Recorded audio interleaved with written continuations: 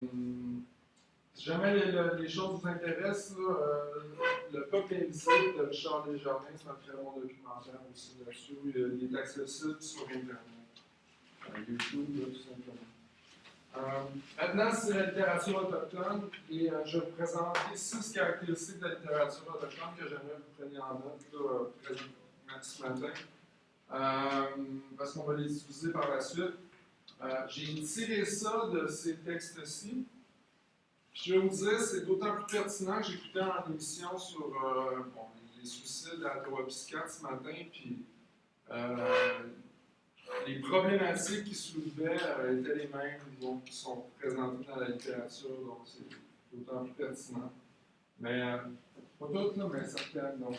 Premier élément important qu'on retrouve dans la littérature autochtone, c'est une tentative de réappropriation de l'histoire.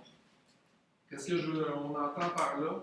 C'est qu'on va dénoncer ce qui s'est produit dans l'histoire, ce qui est peu raconté dans les histoires. Donc, de plus en plus aujourd'hui, là, mais, les pensionnats indiens, les réserves, etc. Puis tout ce que je vous ai présenté en fait aujourd'hui. Je vous l'ai présenté aussi aujourd'hui pour que vous puissiez comprendre dans le roman. Ensuite, la déconstruction des stéréotypes, c'est une autre chose qu'on essaie de faire en littérature autochtone. En avez-vous des stéréotypes, vous, des autochtones? Est-ce que vous en avez? Oui? Oui, j'en ai pas personnellement,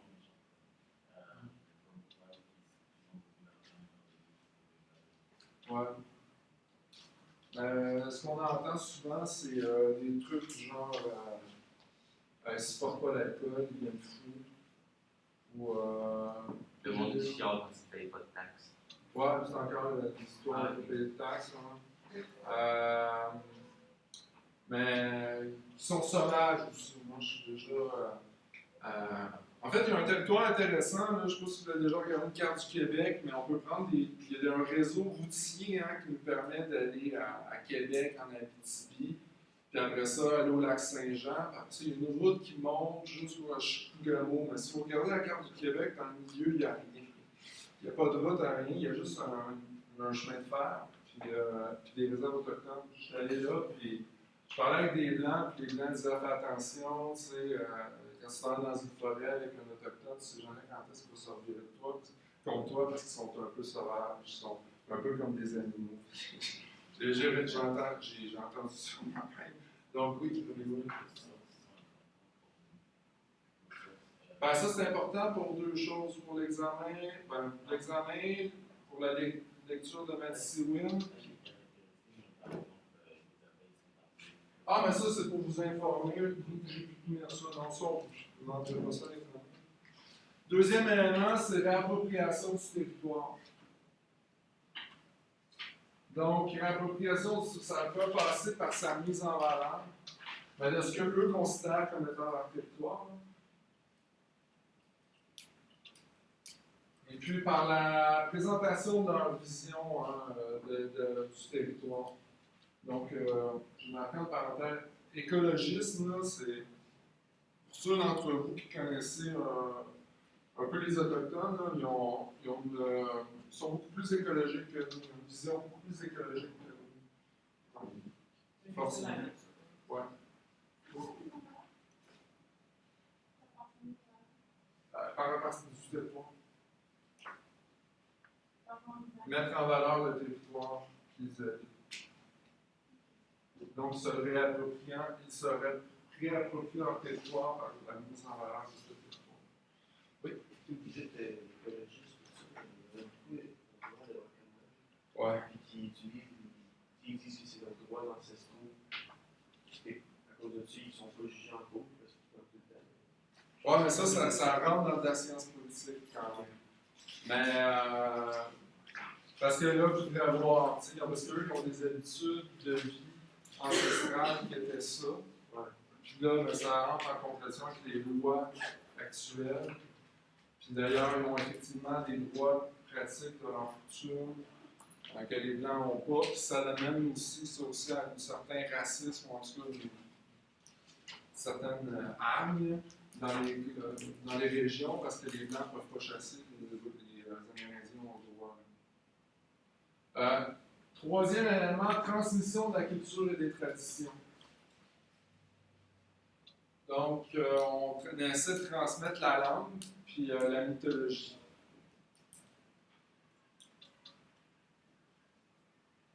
Et aussi le mode de vie, donc, que ce soit encore, là, on parlait justement de la chasse, construction de canaux, la cueillette de fruits, de médecine avec des herbes, n'importe quoi là, qui sont reliés au mode de vie. Il y a une présence de l'oralité aussi, ça c'est le quatrième élément important. Reprise des techniques de la tradition orale propres aux communautés autochtones, telles le chaman, le conteur, l'aîné. Il faut bien comprendre que dans les communautés autochtones au 18e siècle, il n'y avait pas de librairie, puis il n'y avait pas d'imprimerie. Disons que c'est la culture était transmise autour du feu, puis qui transmettait la culture, c'est les parents, les grands-parents. Mais aussi, il y a le chaman, toute la question là, on pourrait débattre de ça aussi, là, mais il y a un rapport entre la pratique religieuse et la théâtralité. C'est un peu comme une mise en scène, ce que le chaman fait, mais c'est pour transmettre la culture.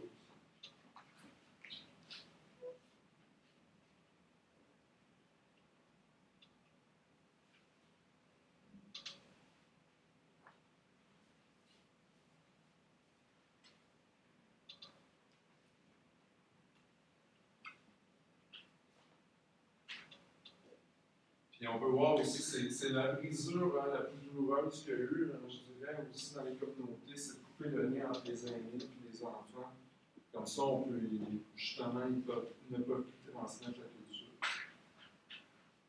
L'écriture du traumatisme, cinquième élément, c'est qu'on voit dans la littérature autochtone, lorsque vous lisez des œuvres de littérature autochtone, vous voyez que l'objectif, la volonté d'écrire le roman ou le recueil de poésie, c'est d'utiliser la littérature comme un art de guérison. On veut effectuer un deuil collectif pour se tourner vers l'avenir.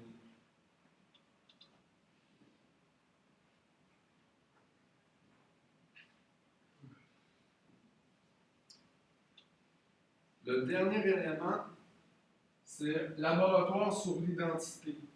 La littérature vue comme un laboratoire sur l'identité.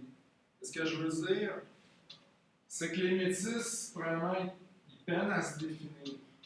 Parce que les métis sont pas... Bon, il y a le peuple métis, mais les métis comme les enfants de Blancs et d'Atikamekw, mais il y a aussi les enfants de Cris et d'Atikamekw, d'Algonquins et de Mohawks. Donc, quelle est leur identité?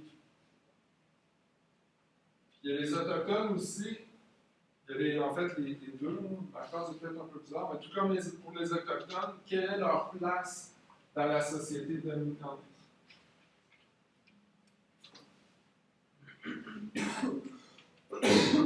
Ici, c'est les métis, le peuple. Non, c'est petit, hein, c'est les métis au Québec. Donc, les 6-2 puis leurs enfants.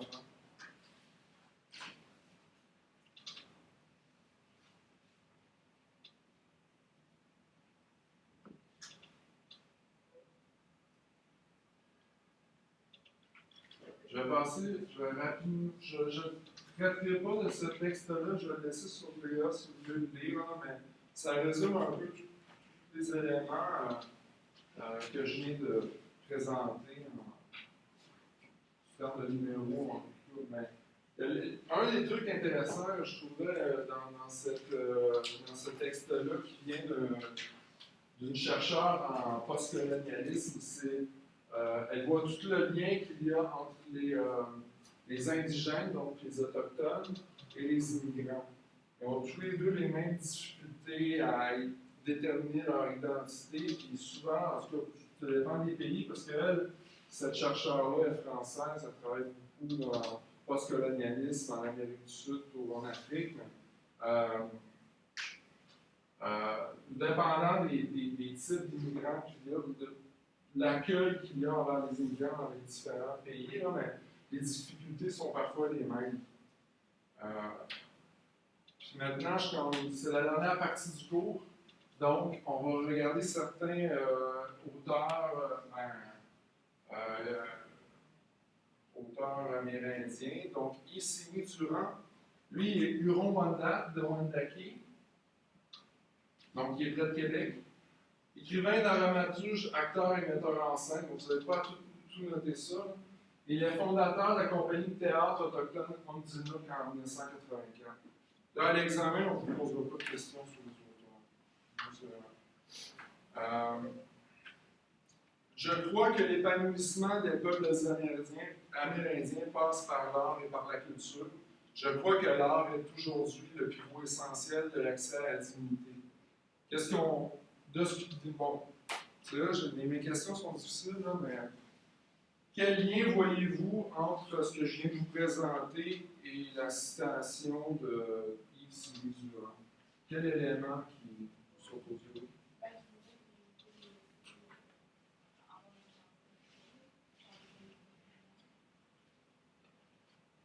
vous? Autre chose, s'il vous plaît? Ouais. D'autres choses? Oui, oui. Donc, littérature du traumatisme de Guy-Bison. Donc, il y a les deux choses. Il y a l'identité, travailler sur l'identité et aussi d'utiliser la littérature pour guérir un problème social. Deuxième auteur, Naomi Fontaine, que j'ai ici, là. Innu de Ouassat. Ça, c'est sur la Côte-Nord. Elle publie Kusipan en 2011, à 23 ans. Son texte est une succession de courts tableaux poétiques permettant de saisir le quotidien des Indiens vivant sur la réserve de Ouacha. Un extrait. Il dit « Un chant triste, sorte de cri du cœur, comparable au blues. La langue émue presque chantée aux intonations lentes, celle qu'on fait durer par des respires. Le manque de voyelles rend la langue impénétrable comme un rappel à la nature, la dureté, l'écorce et les panaches. » Donc, c'est un très court extrait de son œuvre. À quoi ça pourrait référer dans les éléments qu'on a vus dans le cours? Oui. Le fait d'évoquer les forces des panaches, c'est une caractéristique de l'identité interne. Ouais, mais en fait, oui.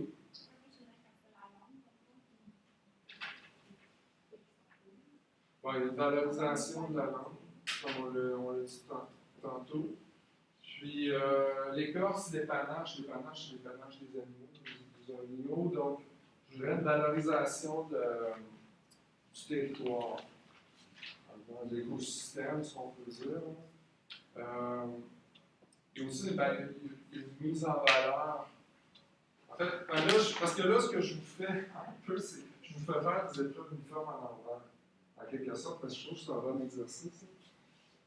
Il dit, on a l'oralité. Un élément de l'oralité qui est là-dedans, donc c'est une parole. Mais, donc, puis aussi, par le texte même, la mise en valeur de la langue. On pourrait nous parler aussi transmission de la culture, de la tradition, là, dans le sens qu'on la met en valeur, en fait, la langue comme étant une partie de la culture.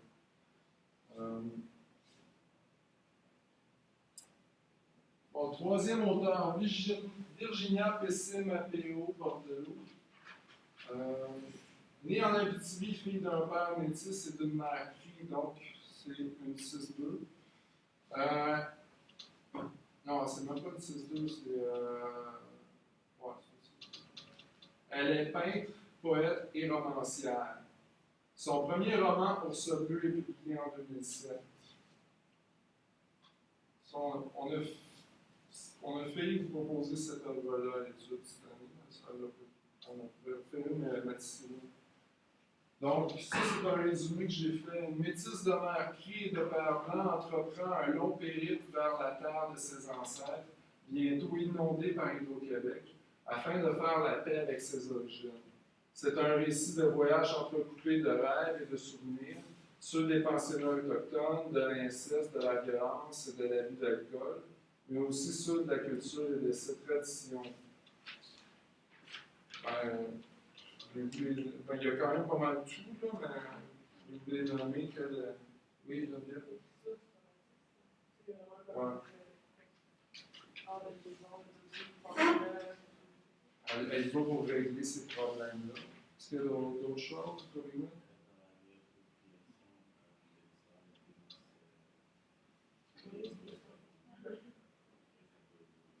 Ben, c'est ça, il y a exactement. C'est assez clairement présenté. Là, donc, il y a autant la dénonciation de ce qui s'est produit, mais aussi la valorisation de la culture et des traditions, des deux éléments. D'autres choses? Il y a la réappropriation du territoire, parce qu'elle fait, qu'il y a quand même elle fait une migration vers. En fait, en Abitibi, là, vers les territoires qui vont être inondés.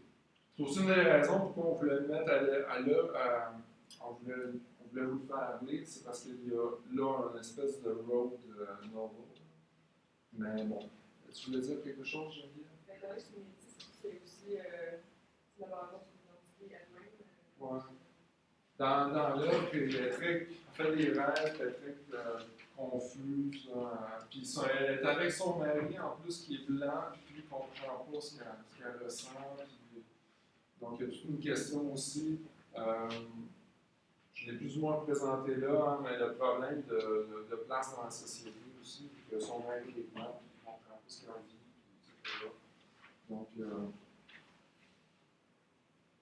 en 2012, elle publie L'Amant du lac, le premier roman érotique écrit par une auteure autochtone. Donc, ça, je vous ai présenté un résumé qui est de la maison d'édition. Histoire d'amour torride entre Wariguni, une Algonquine, et Gabrielle, un métis. Le récit qui se déroule dans une atmosphère envoûtante du lac Abitibi fait découvrir quelque chose d'inédit. L'amour, le désir, la jouissance dans le quotidien autochtone. L'Amant du lac est un livre digne au sens où il fait échec aux idéologies du ressentiment chez les peuples des Premières Nations. On y retrouve une histoire où l'Autochtone n'est pas que souffrance, que victime, il est corps, il est désir, il est avenir. C'est un peu pompeux, là, c'est une maison d'édition. Bon. Mais je vais vous le laisser, là, mais je vais te présenter ça. C'est une citation de l'auteur. Je voulais dire qu'il y a moyen d'aimer autrement et je tenais à ce que l'histoire se passe au Québec avant l'arrivée des pensionnats amérindiens, bâtis après la guerre, quand les corps et les âmes des Amérindiens étaient encore en contact avec la terre. Je voulais dire la sensualité qu'il y a partout. J'ai donc sensualisé aussi le lac, la forêt.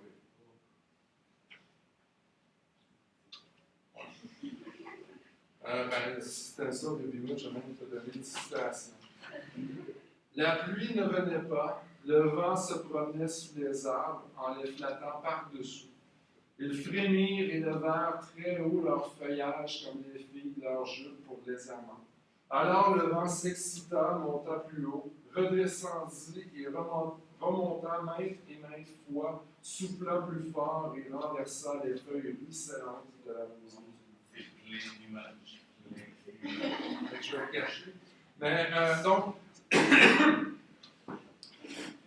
que retrouve-t-on dans les éléments de littérature autochtone, dans ce que je vous ai présenté maintenant?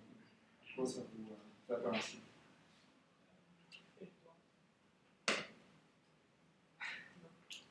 Oui. Je rappelle à l'appropriation de l'histoire, qui n'est pas avec la dénonciation, mais à l'inverse, dénoncer le positif, on peut dire, qui va justement avant les pensionnats. J'aime beaucoup quand tu dis à l'inverse, parce que la première idée qui m'est venue, moi, c'est de dire que c'était un anti-roman autochtone.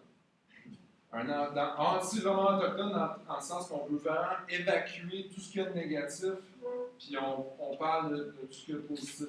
Mais quand on lit la présentation de l'œuvre, ben là, on parle justement de tout ce qu'il y a de négatif en quelque sorte. Fait que c'est comme sous-entendu qu'il y a des choses négatives. En tout cas, elle se fait. Bon, à l'université, on en parle un peu. En littérature, on appelle ça le paratexte, là, ce qui est autour du texte. Là.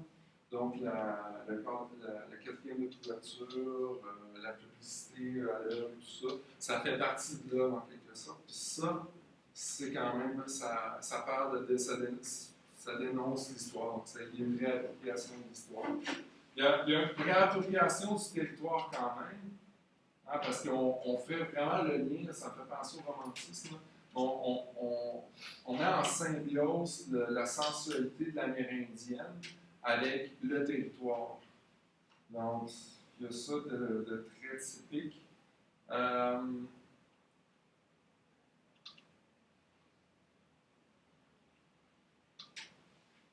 Puis, évidemment, justement, parce que c'est un anti-roman de littérature autochtone, si on veut, il y a là une écriture du traumatisme. Justement, quand on dit ici, là, digne au sens où il fait échec aux idéologies du ressentiment. Hein. C'est comme si on voulait se nettoyer de tous ces... du traumatisme en l'évacuant.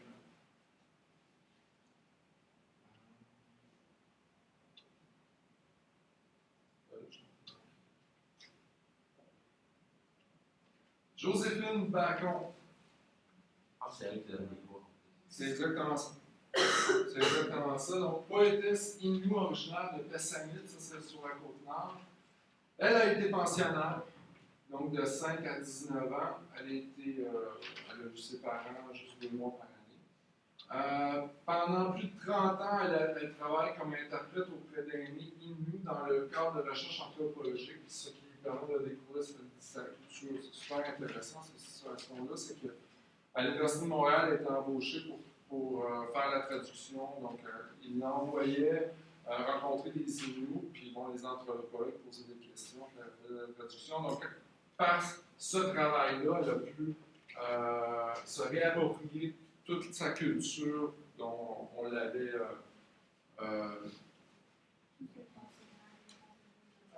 ouais, exactement.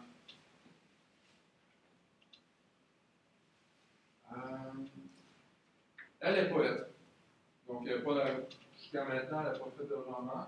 Donc, je vais donner un exemple de sa poésie. C'est assez typique de ce qu'elle fait. Parce qu'elle a fait des poèmes bilingues. En gros. Donc, jambes fatiguées, j'avance, pas lent, pas accéléré, j'ai vieilli depuis. Puis on a une version en inou, donc Nitash Kuten, Nitash Skutaten, Chapatou, Nipi, Muten. Donc, ce qui est intéressant ici, c'est qu'on voit que c'est pas une traduction directe. C'est probablement la même thématique qui est traitée là-dedans, en français puis en inou. Mais on ne peut pas imaginer que jambes fatiguées, ça fasse Nitash Kuten, Nitash Kutaten. Qui sont des mots un peu similaires, là, j'avoue. Ouais, en faisant ça. Puis on voit. Quelle figure de style on a ici? Ouais, si on a la même répétition de l'autre côté, ben ça m'étonnerait que ce soit il y a sûrement le j'avance qui revient. J'avoue qu'une Nipi Moutan, peut-être ça veut dire moi, mais je ne suis pas certain. Ben ça, c'est typique de ce qu'elle fait. Puis ça, c'est juste pour vous dire, parce que ce que je vous présente là, c'est tellement d'actualité qu'il y a un événement du 8 au 22 avril où Joséphine Bacon est justement ambassadrice de l'événement. Elle s'appelle Coutume d'honneur.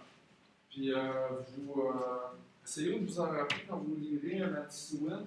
On se rappelle, elle parle en Innu, donc Tukum c'est en Innu, puis Matsouin c'est en Atikamekw, mais ce sont deux langues algonquiennes.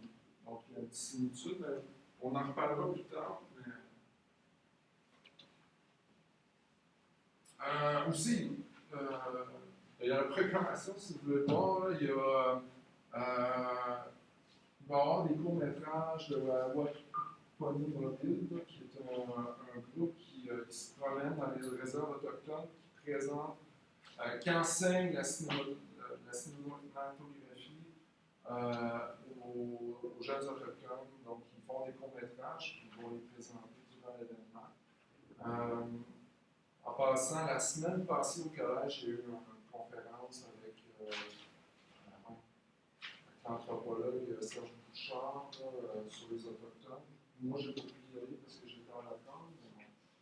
Puis, le 15 avril, donc dans 3 jours, il va sortir le premier film en langue. En quelle langue? C'est en Atikamekw. Par Chloé Leriche, qui est elle-même une cinéaste accompagnatrice de la Wapikoni Mobile. Donc, autre personnalité qui a été découverte par la Wapikoni Mobile, c'est Samian. Je ne sais pas s'il y en a d'entre vous qui le connaissez. Un peu vaguement. Donc, originaire de Picogan, en Abitibi, les Métis, sa mère est algonquine, son père est blanc. Puis, découvert en 2003. Donc, il a publié, je ne sais pas si on dit publié, là, mais il a sorti 3 albums.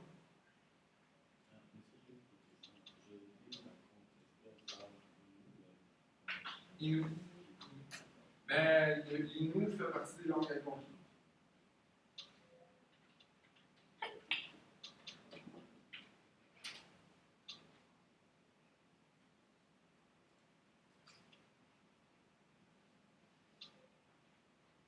Avec le délectable poulet au beurre, les restaurants Subway exaucent un autre de vos sons.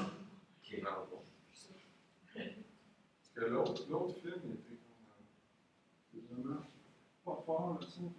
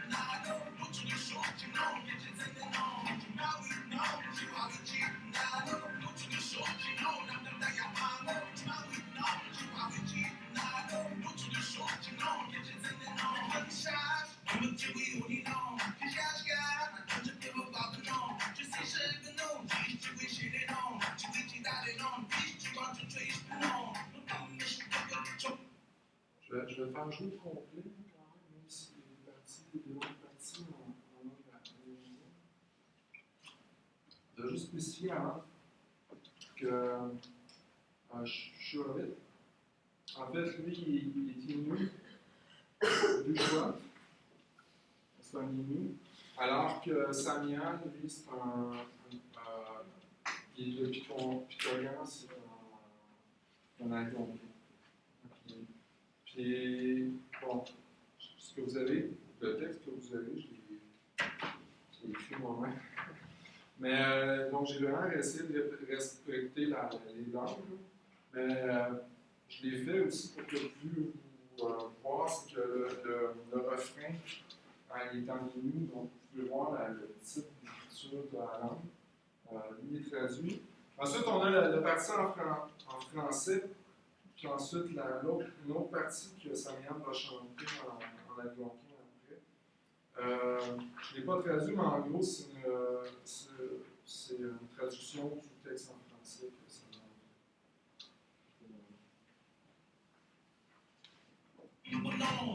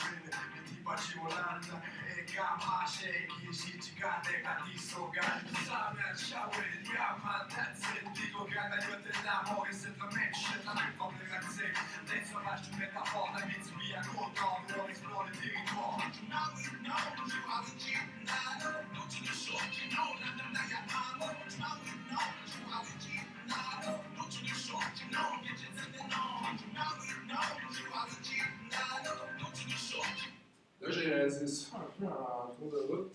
Les questions ou le travail que je vous demande de faire, c'est un peu des épreuves uniformes à l'envers. C'est-à-dire que même que je pourrais composer des épreuves uniformes avec le cours d'aujourd'hui, c'est-à-dire que je pourrais vous demander de comparer je sais pas, la promotion de la langue chez Naomi Fontaine et chez Samian. Est-ce qu'ils présentent la langue de la même façon? Ça pourrait être une question d'épreuve uniforme. Mais là, en gros, ce que je vais vous demander encore, c'est en reprenant les 6 éléments de la littérature autochtone, quelle cloche, qu'est-ce que ça vous. Qu'est-ce que le texte de Samian vous. À quoi il vous fait penser de ces éléments-là? Oui.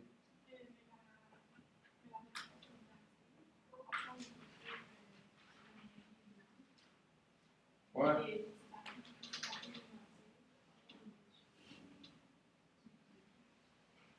Puis, c'est effectivement vrai. Puis, ce qui est intéressant aussi là-dedans, en fait, c'est ma femme qui m'a fait penser à ça. Suis-je amérindien ou blanc et est-ce à moi de décider? Tu sais, c'est comme il se pose la question, parce qu'on voit que jusqu'à maintenant, c'est le gouvernement qui décide.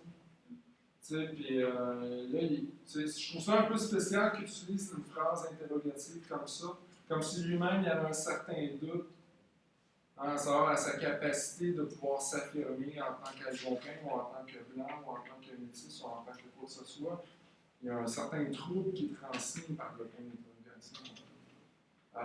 Autre élément sur le métissage, c'est que, bon, là vous l'avez vu, là, le vidéo, la chanson est métissée sur plusieurs plans.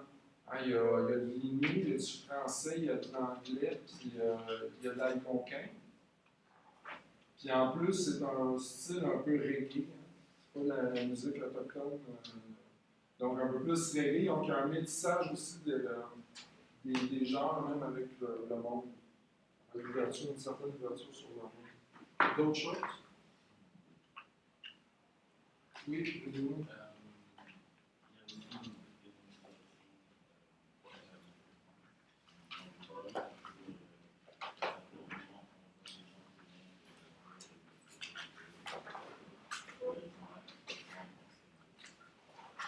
OK. Au niveau de l'image.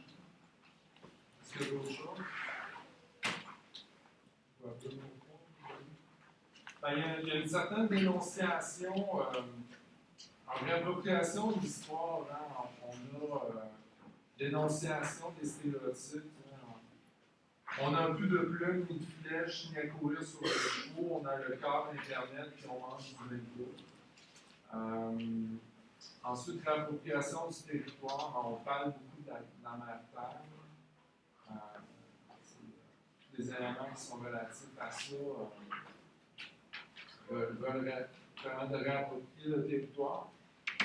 Aussi, dans la littérature du traumatisme, on a tout le refrain que j'ai traduit. Là, on se réunit, on s'entraide, on sera plus fort si on reste toujours ensemble.